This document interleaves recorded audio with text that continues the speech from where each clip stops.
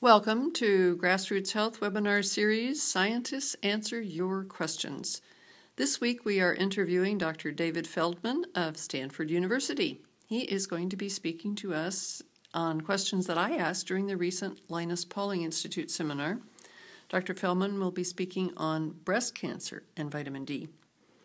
If you have any additional questions after you have listened to the video that you would like to ask Dr. Feldman, please submit them on the survey form, and we will get the answers and post the replies up with the video. Here is Dr. Feldman. We are here today with Dr. David Feldman, who just gave a brilliant talk on vitamin D and breast cancer. And I am very happy to speak with him. And one of the key things I would like to ask Dr. Feldman is, what were some of the key items in your presentation today where you see an effect of vitamin D on cancer? So, to be brief, our studies are in mice that I spoke about, not in people. So, we can do very good things for mice who have tumors, whether it's a mouse tumor or even a human tumor. How much this will apply to women with breast cancer remains to be proven. But the data are, I think, highly suggestive of a benefit, and they certainly encourage me to try and go forward and study this in women. Now, what we studied were mostly estrogen receptor positive breast cancers. Vitamin D has many actions that are good for cancer, inhibiting all cancers in terms of inhibiting proliferation and potentiating differentiation, inhibiting invasion and metastasis. We think those would be good for any cancer. But we described a few new actions that are particularly good for estrogen receptor positive breast cancer. To summarize, we think that the action of vitamin D is inhibitory of the estrogen receptor, downregulating it, that it inhibits the synthesis of estrogens in the breast by downregulating the aromatase, the enzyme that's critical for a postmenopausal woman to synthesize estrogens in her breast, and by downregulating the prostaglandins synthesis and signaling pathways. This is very important. Prostaglandins are very bad guys in the breast. They stimulate growth and proliferation and invasion, but they're also the main stimulator of aromatase. So why am I focusing on aromatase? Let me just be sure I make this point. Breast cancer is very common in postmenopausal women. Estrogen is a driver, yet it happens in a postmenopausal woman whose ovaries are dormant. So how is that conundrum answered? And the answer is that the breast, especially the adipose tissue, but also the breast cancer cells, have the enzyme aromatase. And they can then convert adrenal precursors that are circulating in the blood into local estrogens that are formed in the breast. And these are then the driver of proliferation of estrogen receptor positive breast cancer. So inhibiting that local estrogen synthesis is one of the critical ways that oncologists are treating estrogen receptor positive breast cancer. They're using aromatase inhibitors or tamoxifen, two drugs that will interfere with the estrogenic stimulus of growth. And we think that vitamin D can do both of those things, all of those things. So we're very keen on the idea that vitamin D can be a beneficial adjunct and add-on to the treatment of estrogen receptor positive breast cancer. Now, in our mouse models, we have a couple of other interesting findings. One was that dietary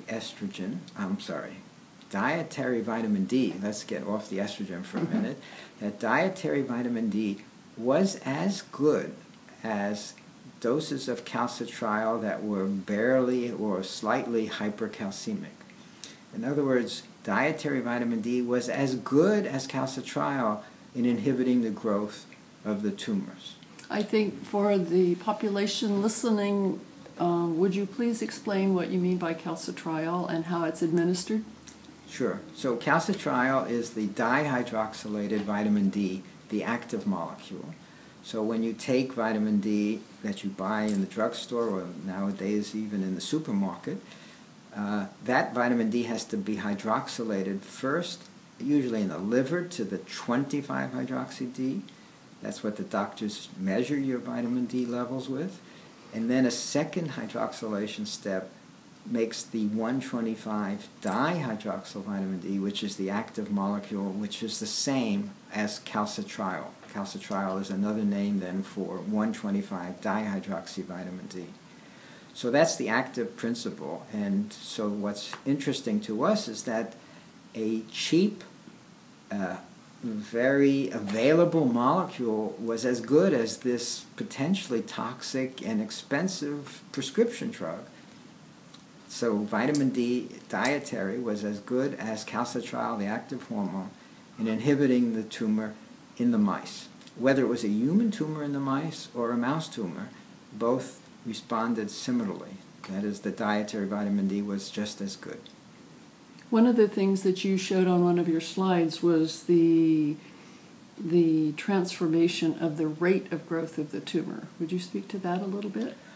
Okay, so two different aspects. One was the tumor growing in the control mice and then comparing that to the vitamin D treated or the calcitriol treated mice. And we could see a slowing of the growth, even a shrinkage, within 1 week of being on the diet. And by 4 weeks, the tumors were about half the size of the control diet. So that was quite dramatic and surprised us that it was that fast and that potent.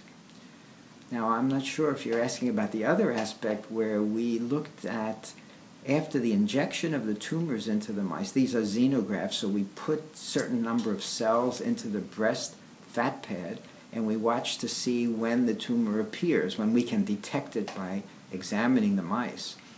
And it looked as though the vitamin D deficiency in that deficient diet accelerated the appearance of the tumor, and the vitamin D supplemented diets delayed the appearance of the tumor. I think that's absolutely fantastic. I'm sure that you are aware of 2 recent studies that were published by Bruce Hollis and crew, where they had a group of men who were taking 4,000 IU a day in kind of a watchful waiting mode with prostate cancer, and then another one where Reinhold Wieth did some much heavier dosing. I think they had, for some group of the men anyway, they had 50,000 IU a day prior to a prostatectomy. And both Dr. Hollis' group showed a decrease in the positive cores of the biopsies, and the results from Dr. Wieth was also positive prior to the prostatectomy. So it's possible that it could be certainly an adjunct to treatment. Well, I know the study that you're referring to from Dr. Hollis. So it's a group in the South Carolina Medical Center, MUSC, I think as they call it, University of South Carolina. I know that, in fact, I just gave a lecture there. So the data are somewhat premature to get as excited as you're sounding, at least what I saw in the publication. And they are funded now by the VA to go and do a real trial. So what they showed was that in the random biopsies, it seemed as though there was a little less cancer in the treated compared to the control. But there was a great overlap. And so they just didn't have enough patients for the data to be compelling. One can hope that this would be an excellent thing to do, because the watchful waiting or the active surveillance category, these are the people who have prostate cancer that looks like it might be the non-invasive kind, and instead of operating on them to avoid overtreatment, these people are just watched by following their PSA and then repeating their biopsy. And if the cancer looks like it's becoming invasive, then they go ahead and they operate. Now, most of the time, those people are just watched and nothing is done for them. So adding something like vitamin D, which has the potential to be helpful with very minimal risk and almost no cost is a tremendous idea. In fact, I tried to do that study and we couldn't get it funded. So I'm very glad that they're doing it. That's great. And I think they need more numbers, and most of their biopsies don't have cancer in it. So the amount of cancer that's been reduced is really overlapping, and it's a kind of a random thing. Many of these people have small tumors, and most of the biopsies don't have tumor in them. In fact, we are hoping to collaborate with them and look at the ability of vitamin D to regulate the genes in those biopsies. That's fantastic. I think the world has changed so much with vitamin D and cancer since my experience with it many years ago. That is great. I'm glad to... Well, we certainly think that's an ideal population. Right. These are people who have a cancer already, and they're just being watched, nothing is being done for them. So that's good. I have another observation. I had not realized until you commented today, and you reiterated just now, that breast cancer cells have aromatase, which then enable the growth of local estrogens. Did I state that fairly enough? Synthesis of the local estrogens. Synthesis of the local estrogens. And one of the things that we keep talking about with vitamin D is that the hormone form of vitamin D actually gets created in all of these other tissues, not just in the kidney or the liver. So could you speak to that a little bit, just about all of the tissues and what they do, and why this kind of concept of all over the body is so important? Well, there's so many questions there. Yes, I know. let me just be sure we're making the point that the kidney, with its 1-hydroxylase, produces the calcitriol that circulates. It does that from 25-hydroxy-D, which is the circulating form of the hormone. Now, what has been found is that many tissues have the same... I guess it's time for lunch. Many tissues have that 1-hydroxylase enzyme, including breast cancer, prostate cancer, colon cancer, to name just a few. So that the tumor may make its own locally synthesized active hormone from the circulating 25-hydroxy-D.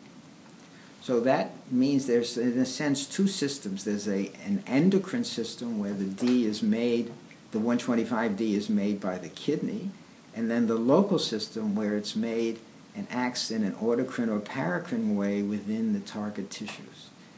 And it's very analogous to what we just described about aromatase making estrogens locally. So I think it's very close. When the ovaries stop making estrogens in an endocrine fashion, the breast is still able to make it in a paracrine autocrine fashion, and that's the driver of postmenopausal women's estrogen receptor positive breast cancer. And since that's about 70 to 80% of all the cancers are estrogen receptor positive, and the great majority develop in postmenopausal women, that phenomenon of local synthesis is tremendously important. Could you also speak to ER negative? You made some comments about that too. Well, I didn't really study ER negative, and sometimes we're criticized that we're focusing on ER positive where there are already good treatments, and there are not such good ones for ER negative. But we didn't start this with the idea that we were focused on ER negative or ER positive. What we found made most sense to be looking at ER positive because of these actions to inhibit aromatase and prostaglandins, which are most critical for ER positive. Now, we have hopes to move and study ER negative, and I want to emphasize that the general actions of calcitriol or vitamin D to inhibit proliferation and to inhibit inflammation and so on would be good for ER negative tumors as well, but the special actions, these newer actions that I've described, they're selectively beneficial in ER positive cancer. Thank you very much. What would you see at this point of the scientific community? What should they be focusing on right now? Well, as the IOM has said, they want to see randomized controlled trials in human subjects, women with breast cancer or women who are at risk of getting breast cancer. We are actually trying to do a trial in Palo Alto. We could not get the funding to do a real trial with outcomes. We were going to do a short trial and just look to see whether we could change the gene pattern from one that looked like it was aggressive to one that looked like it was more slower growing and having a better prognosis. But our trial has a lot of problems in recruiting subjects because, at least in Palo Alto, most of the women are already taking pretty substantial doses of vitamin D. So we cannot enter them and randomize them since they're already on this drug. And this is before they knew they had breast cancer. Once they know that, there's no way that they are going to stop it, and we wouldn't ask them to stop it. So we're having some shortage of recruitment. What about, and on the one hand, I have to say I am so happy to hear that, because as it means that the work that Grassroots Health does is being somewhat effective in getting the word out.